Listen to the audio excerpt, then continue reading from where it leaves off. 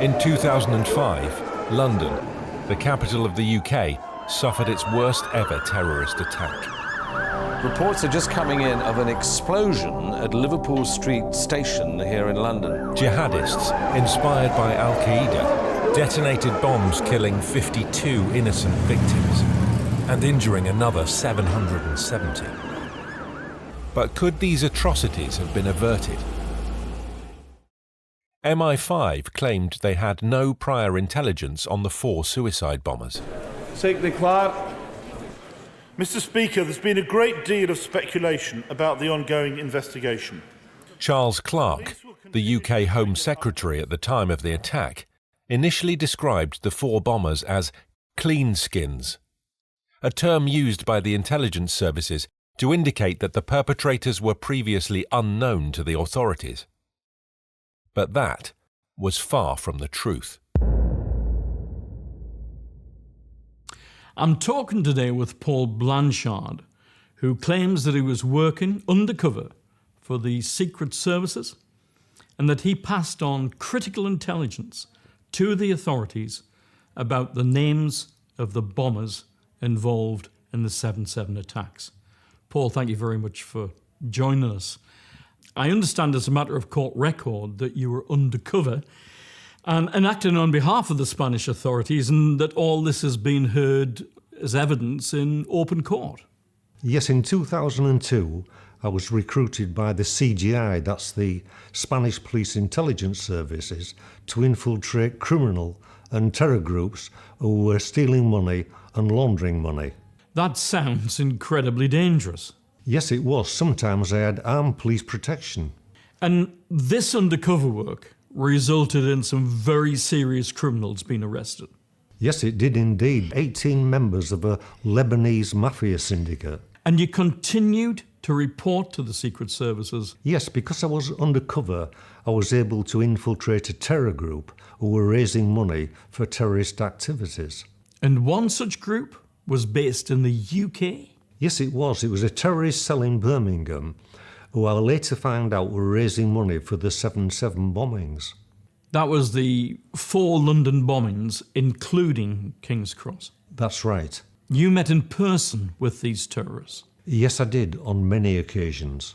And you say you can identify the leader of the cell? You'll forgive me if I say that this sounds incredible, especially in view of the review committee based on the 7/7 bombings. It might sound unbelievable, but I have irrefutable proof. I have audio recordings with Mohammed Khan and others in the group.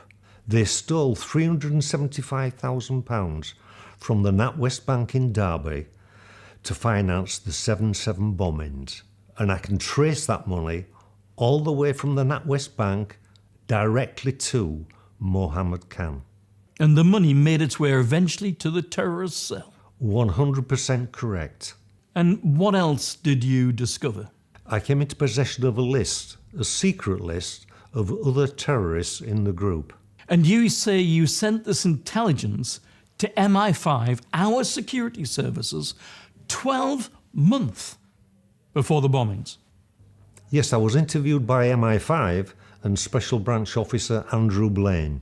I faxed my agent's report in July 2004, naming Mohammed Khan, and although I didn't know it at the time, 2 of the future 7/7 bombers, Mohammed Sadiq Khan and Shezweed Tanweer.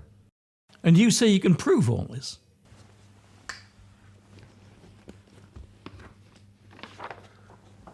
This is my agent's report, and Special Branch Officer Andrew Blaine provided a witness statement confirming that he passed this to MI5, and that witness statement was an exhibit at Westminster Magistrates Court. Andrew Blaine writes and says, "The only time I recollect speaking to Mr. Blanchard again was on the 21st of July when he rang me in the office and he wanted to fax me some details to pass on to the security services, and I passed the details on." Without doubt, MI5 had my report 12 months before the 7/7 bombings. Now here's where it becomes even more incredible. After the Madrid bombings, the Spanish Secret Services dropped you like a hot brick. I became a huge embarrassment to them, and they tried to silence me by not acknowledging that I was actually working for them, because I also identified money that was used to finance the Madrid bombings. Essentially, they sold you down the river, denying that you were their agent. Yes, that's right, even denying that we'd ever spoken on the telephone. I understand that they tried to extradite you to Spain to face charges there. Thankfully, our appeal court saw through their lies of trumped-up charges and refused the request. And that was because you were able to play in court the covert recordings that you'd obtained. Yes, including recordings with terrorists, because I knew at some stage I would need to protect my interests. So to be clear, the extradition court in the UK at Westminster Magistrates Court heard these covert recordings and accepted them as proof that you were telling the truth. Yes, the evidence I presented at court was never challenged by the police or the CPS. I've also got over 500 hours of recordings with terrorists and money launderers scattered around the globe. I just hope the fifth bomber, that's Mohammed Khan, the fundraiser for the 7/7 bombings, will be held to account by MI5. We'll have to wait and see. Paul, thank you for setting the record straight.